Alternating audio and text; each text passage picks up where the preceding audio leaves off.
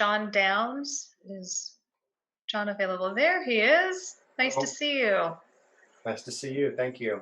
Thanks for having me. And where are you broadcasting from today? Beautiful Los Angeles, California. Yeah. Um, Nice. you know, I guess Nice. we've got So, folks in from all over the world. Josh, I haven't seen Josh in a little while. It was great to listen in. I was hearing his remarks and always appreciate his wisdom and enthusiasm for helping to spread the gospel of cannabis and hemp around the world. So, Josh, if you're still listening, it was great to see you, man. we've taken everybody all over the world. And so, from Los Angeles, we're actually going to be talking about the Asian market. So, I'd like to explain that John Downs is the Executive Vice President of Asia Horizons, and he's going to be discussing capital acquisition, especially with market focus on Asia. So, hopefully, today we're going to be able to cover China, Thailand, Korea, Japan, things that are going on over there. And with Yeah, that, I'd just like to ask if you could share a little bit about your background and how you got into the cannabis industry, and then I'll toss it over to Jill. yeah, great. Thank you. Thank you very much. So, I'm coming up on 6 years in the cannabis industry. It was January of 2015 that I attended my first ARPU investment forum in San Francisco, and it's funny how much things have changed. I remember thinking at the time that the feds were going to bust in the door at any moment and break up the party. But it's been a really exciting road. My background is finance and wealth management.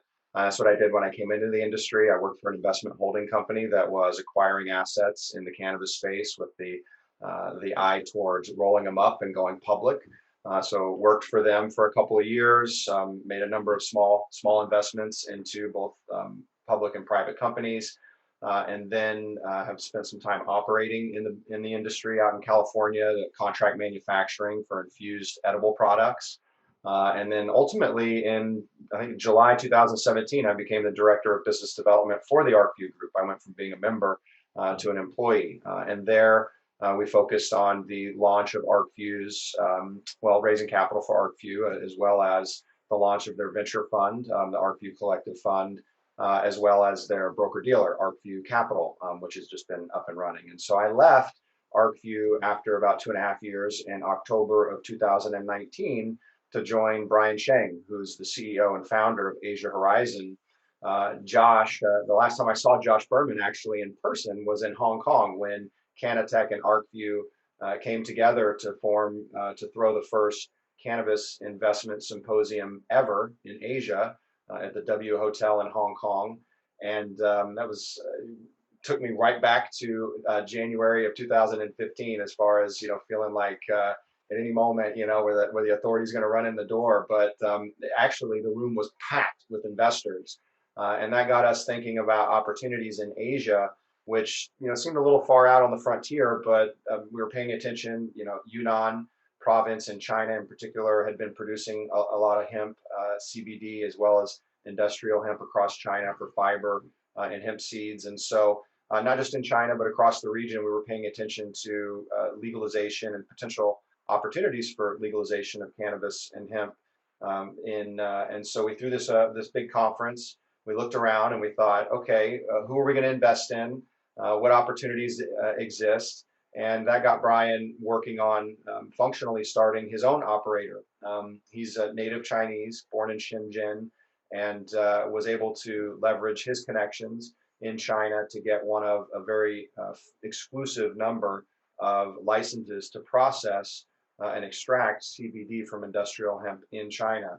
And so that's really the foundational asset for Asia Horizon.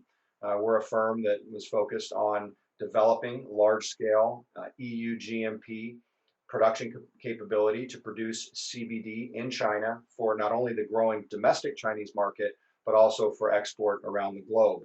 At the same time, we are importing branded CBD products from Western markets, currently Europe and soon the US, into China and selling them on e-commerce sales channels like Tmall, which is Alibaba's B2C sales platform.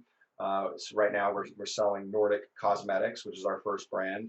And there's other brands that have just started to launch. I think actually Magic Johnson was live streaming in China just a couple days ago on Singles Day, November 11th, which is really cool.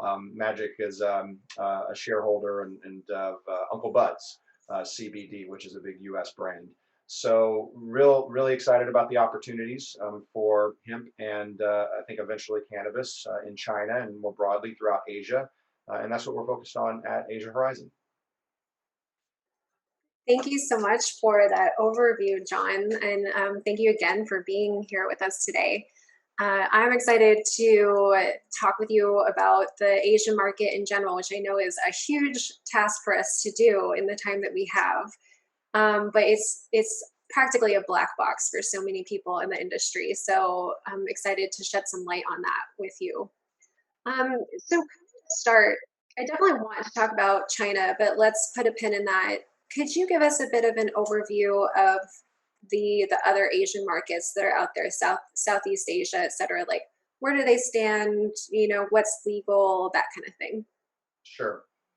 Well, before I dive into the specifics, I'll for folks that are interested in the Asian markets, there's a couple of great spots to go for research that I think Prohibition Partners has done an Asian cannabis report that is fantastic, and so I would encourage anyone to go and evaluate and look at that report. Also, Asia Horizon, we produced a white paper on the Chinese CBD industry that is available at our website, asiahorizongroup.com. So a couple of great resources, highly recommend for anyone that's interested in the market. Well, if we look at the Asian markets, there's a couple of places that CBD is legal for medical purposes, or cannabis is legal for medical purposes. Thailand and South Korea both legalized in 2018. In particular, South Korea is highly restrictive. It's Epidiolex that's legal for medical use. It's very difficult to get one of the prescriptions, but it's a sign of, I think, early change and a sign of things to come. Thailand is an interesting market because while they've legalized for medical purposes, there's a lot of whispers that in the next few years, they might be the first Asian market to legalize recreational adult use cannabis. And that hasn't happened yet, but there is signs of that could happen soon. But for now, CBD and cannabis sativa extracts are legal in Thailand as well as in South Korea. If we look at Greater China, outside the mainland, but we look at Hong Kong and Taiwan, Macau, CBD is legal as well for ingestion as well as topical consumption. And then in Japan, it is legal for CBD products to be consumed. So, but no medical cannabis insofar as the inclusion of full spectrum distillates, no THC even below 0.3%. All the products have to be CBD only, 0% THC. And Japan is interesting because there's a tremendous excitement about the market. I mean, it's a society that I think from an outside looking in, we're like, wow, this society really needs CBD. I mean, they're working hard. They're living all packed in. Like it makes me anxious to think about it. And so when we think about importing CBD into Japan, one of the unique characteristics of the market is right now it has to be from a custom standpoint disclosed that only the stalks and seeds are legal. And so what we have is, really an impasse. While it's functionally legal to bring CBD into Japan, it's very difficult, of course, to get CBD from the stems and seeds. In fact, it's impossible. And so the alternative is to use synthetic CBD, which we see some companies doing as they import products into Japan as well. And then, so that's like more broadly outside of, I should say Malaysia as well as legal for medical purposes as well, but again, very restrictive.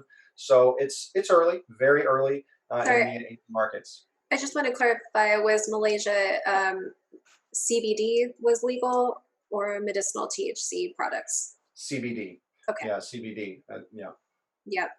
Yeah, such a different question or scenario from so many of the markets that we've discussed so far today.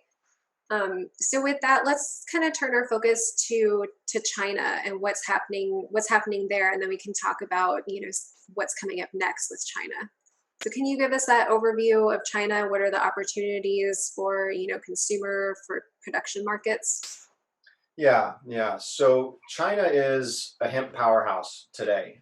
It's for fiber and animal feed. They have been growing hemp for generations, all through prohibition in the West. Hemp has been grown in China. Most of the military uniforms of the PLA is our hemp. Their socks and underwear. If you look That's at some trivia for you right yeah, there. right. There's just a significant amount of hemp that's been grown in China. I think estimates are somewhere around 200,000 acres are even grown in 2019, and most of that, again, like I said, has been fiber and textiles and animal feed. However, within a couple of provinces, first in Yunnan province, beginning in 2010, CBD production was legalized, and then the second province came online in late 2018, and that's Heilongjiang province in northeast China. So those two provinces are now regulating the cultivation, extraction, and manufacturing of CBD. And this is, to be clear, no THC whatsoever. All the producers have closed circuit television in their labs that you have to show. They go right into the local police department, where you have to show them that you're burning off the THC in the production process. And so, just like in the US, industrial hemp is defined as hemp with THC content below 0.3%. And so there's, certainly, those strains that are being grown out in the fields right now that have a little bit of THC, but when that comes into the processing facility, it has to be burned off. So all the products that are manufactured are broad spectrum, not full spectrum, or primarily isolates. Now, if anyone that's been in the industry in the West for a little while will know that there has been Chinese CBD on the market for the last few years. I mean, you can purchase that. There have been a few licensed processors that have been selling globally, both North America as well as into Europe. But they've been extracting from plants that typically have a CBD percentage of 1 to 2%. And so there's been a real push by the regulatory authorities, the Academy of Agricultural Sciences in both Heilongjiang and Yunnan, to import as well as to commercialize and support the development of CBD strains, or excuse me, hemp strains that have higher CBD percentage, so the quality of that output will continue to increase. So on the production side, it's very early for China, but it's also very promising because there's a ton of regulatory tailwinds that support the industry's growth. And on the consumption side, it's a surprise to a lot of folks that CBD is legal in China. With no THC whatsoever allowed, you can have, since 2015, cannabis sativa leaf extracts, which includes CBD, has been legal for topical and cosmetic use. So that has a lot of companies, a lot of investors really excited because you have an enormous beauty market. Cosmetics is a very fast growing consumer category in China, and CBD as an ingredient is very exciting, as a unique ingredient within the cosmetics category. And so that's why we're starting to see brands develop. It's super early, in the very early days. We can't even produce numbers that say what the total sales revenues are of CBD across China. We can only look anecdotally and tangentially at facts like in 2019, 433 products were registered with the Chinese Food and Drug Administration that contained cannabis sativa extract or CBD.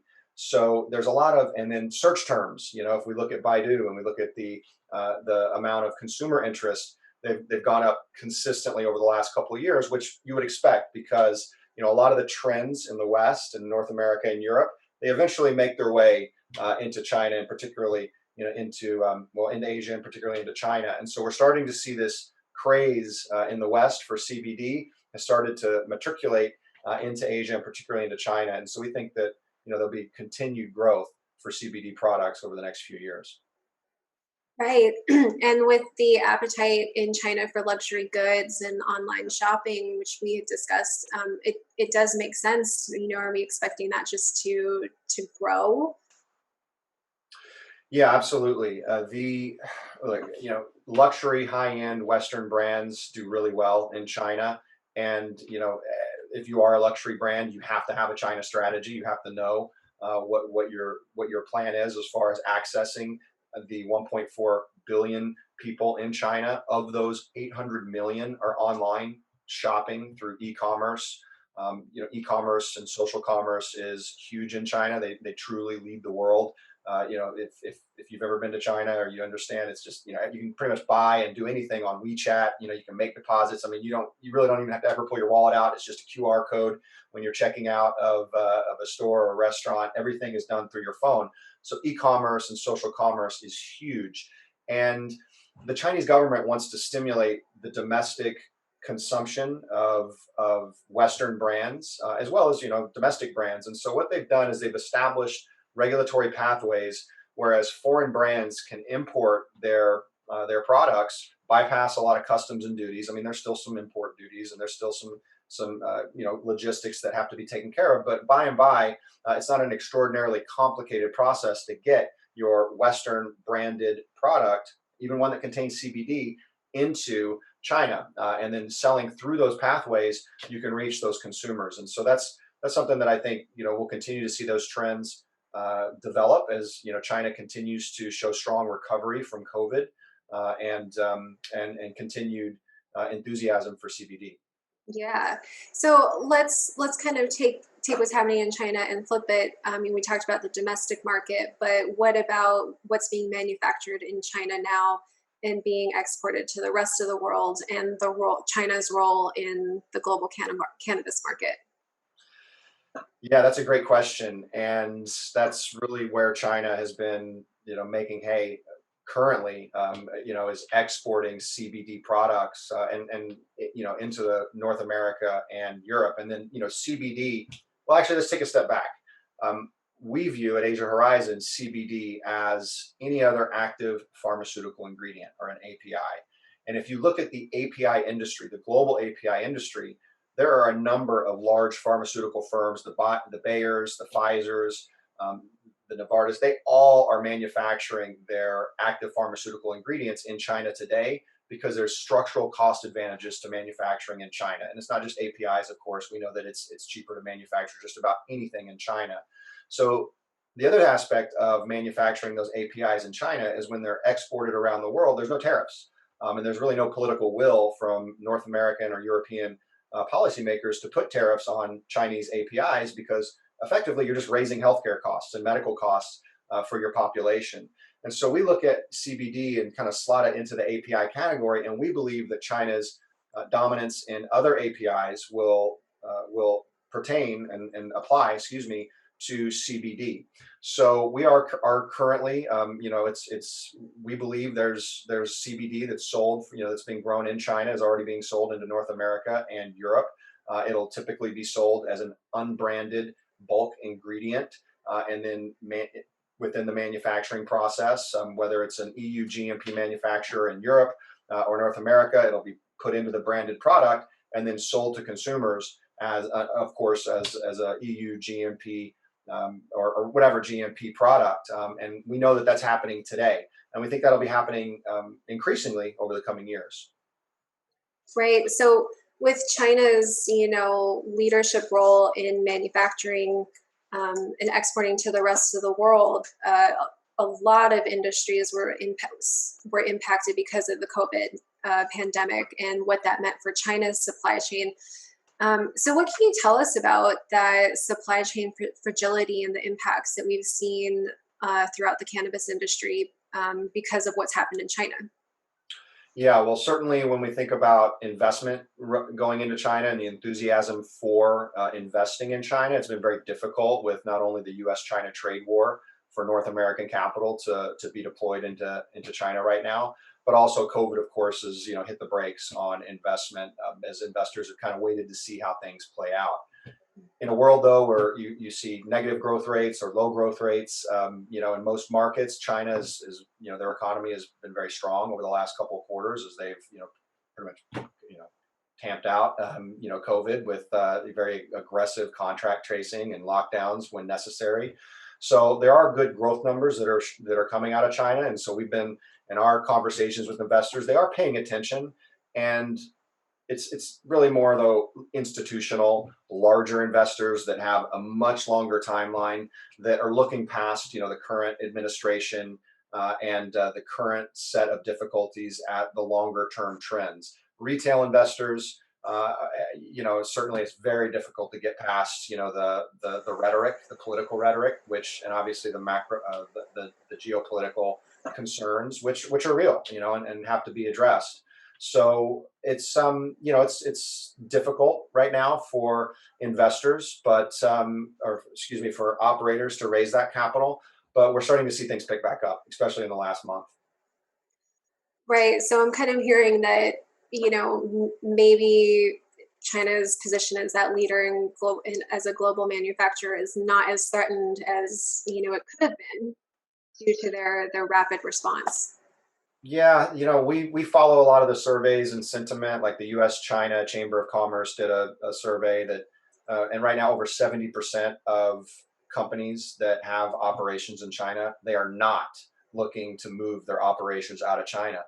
It's a multi-year affair to try to do that, and it's very, very difficult. And so most companies, when they think about the risk that China presents, or the risk of the geopolitical risk between the U.S. and China, or China and the rest of the world, it's a China plus one strategy.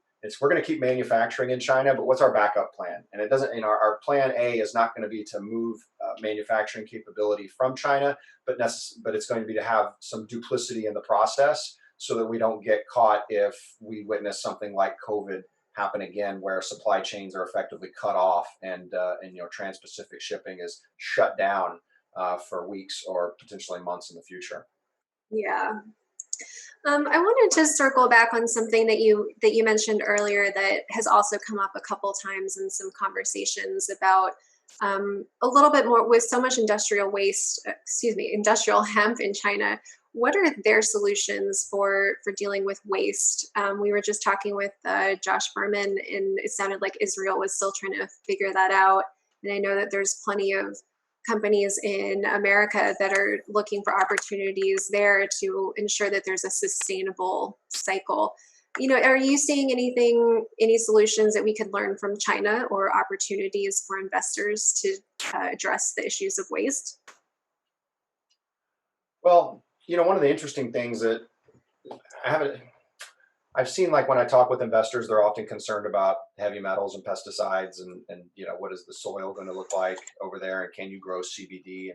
And we've already seen, like in many of the fields that we're looking at where we've tested soil, since hemp has been grown in China for decades, the soil is actually quite clean because hemp is a bioremediator, and so that's a huge benefit.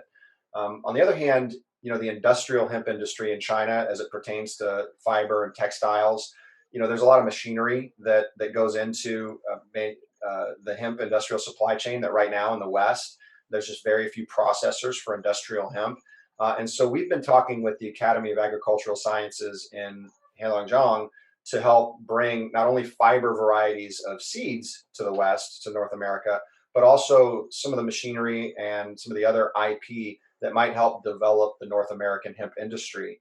So there is some IP and some know-how that we think could, obviously help things out here in the West, where, it feels like we're just, there's a choke point in the processing of industrial hemp, and to really see industrial hemp take off in North America, we need to have better processing and more processing. And so that's one way that I think the U.S. and China hemp industries can work together, is with that IP exchange, not only fiber varieties and manufacturing machinery going from China to the U.S., but also strains of strains of hemp with higher CBD percentages going into China, where they currently, their industry is set back by, low CBD content in the hemp strains that they have access to currently. Mm-hmm. Mm-hmm. Lots of moving pieces going on over in Asia. And I'm just keeping an eye on time, and I know we're coming up a little bit on our time. So I wanted to start checking in with Tasha to see if there were any questions coming from the audience. But meanwhile, I kind of had one last point that I wanted to discuss. The future of cannabis in Asia. There's such a huge population there, and there's so much potential with an opportunity within their own domestic market. What are your thoughts on, is the future going to be that more intra-Asia future, or is it going to be Asia looking to the outside world? or if it's too early to tell, what should we be looking for? Well, I look at the hemp industry as truly global, and hemp and CBD, it's not just Asia in the West. It's Asia, it's Colombia, it's North America, now it's Africa, Lesotho. It's truly a global industry, and so as we see hemp and CBD commoditized, there's always going to be a disconnect between rich developed nations that where you see primarily consumption taking place, and developing nations where it is more economically feasible to produce. So I do believe that there will be a truly global industry for hemp, and that. But I also believe, and we are seeing that much of the supply of CBD that China produces will increasingly stay in China, and I think that that's should be anticipated, that as the domestic market continues to rise, you can't import bulk CBD isolates or distillates into China. You can only import branded products through regulatory pathways, consumer goods that are coming in. So, there are those issues, and whether that leads to additional protectionist policies in the future, because of that disconnect, that's to be seen. Yeah, that makes sense. Thank you. So, just wanted to check in with Tasha. Did we have any questions coming in? We do. He's kind of popular. We have several, so bear with me. I'm not sure how much time we have, so I'm going to try to get through all the questions that have been asked from the audience. So the first question is, oh, by the way, nice to meet you. The first question is, will the future of cannabis in Asia be more about exporting to the rest of the world or more intra-Asian? If it's too early to tell, what signs should we be looking for?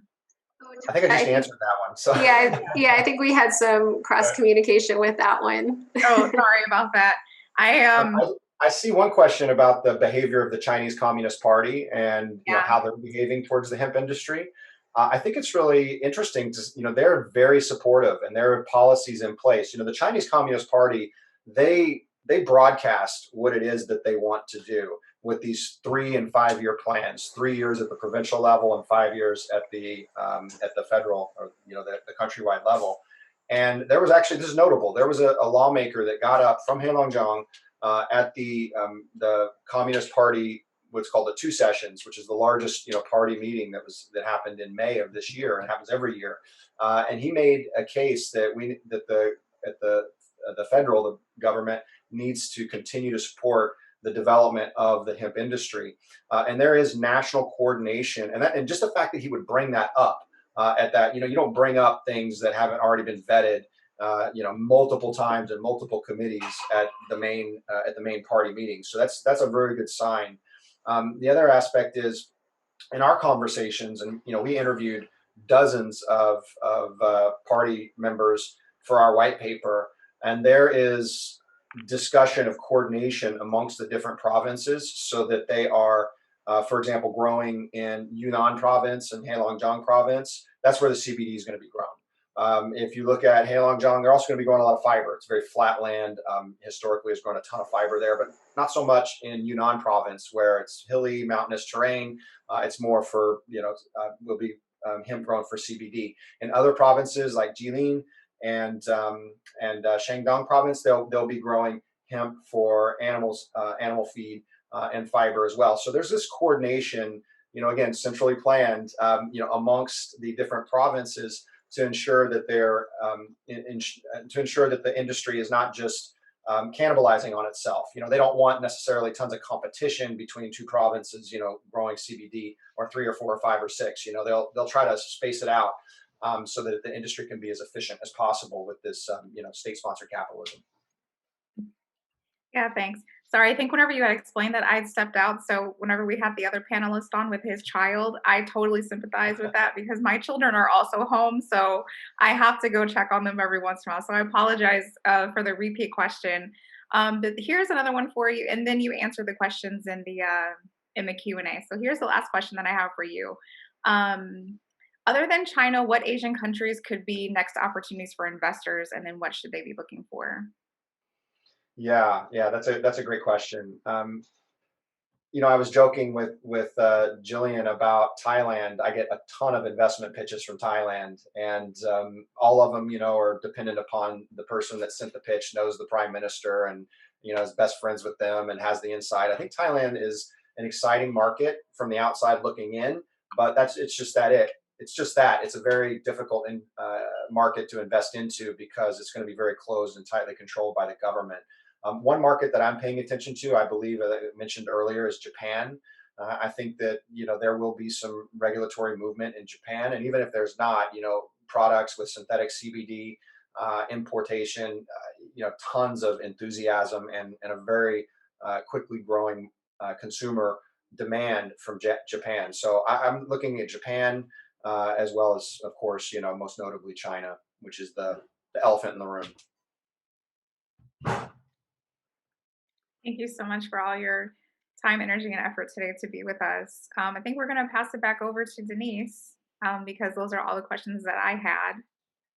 Thank you so much. Trying to get back to the screen here.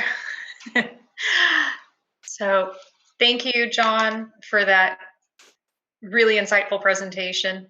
And thank you for everybody that's submitting questions to the presenters. We appreciate it.